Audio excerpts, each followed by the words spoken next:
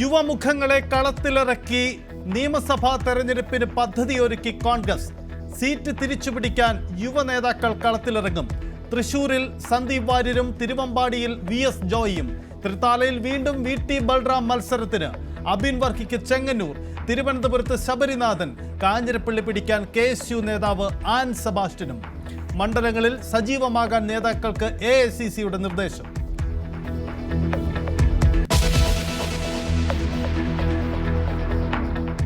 രാജീവ് ചന്ദ്രശേഖറിനെതിരെ BJPയിൽ പടയൊരുക്കം. പാർട്ടിയിലെ അവഗണനയ്ക്കെതിരെ ശബ്ദമുയർത്താൻ V മുരളീധരന്റെ നേതൃത്വത്തിൽ ഒരു വിഭാഗം. തർക്കത്തിനിടെ ഇന്ന് കോർ കമ്മിറ്റി യോഗം. ചർച്ചയിലൂടെ പ്രശ്നം പരിഹരിക്കാൻ രാജീവ് ചന്ദ്രശേഖറിന്റെ ശ്രമം.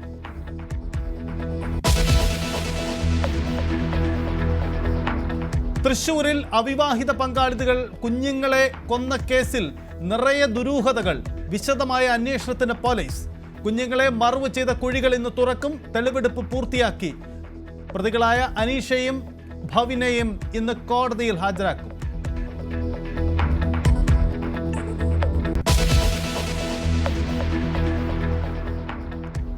റവാഡ ചന്ദ്രശേഖർ പുതിയ പോലീസ് മേധാവി. മുഖ്യമന്ത്രിയെയും ചീഫ് സെക്രട്ടറിയെയും കണ്ട് റവാഡ. ഷെയ്ഖ് ദർവേഷ് സാഹിബിന് വിടവാങ്ങൽ പരേഡ് നൽകി പോലീസ് സേന.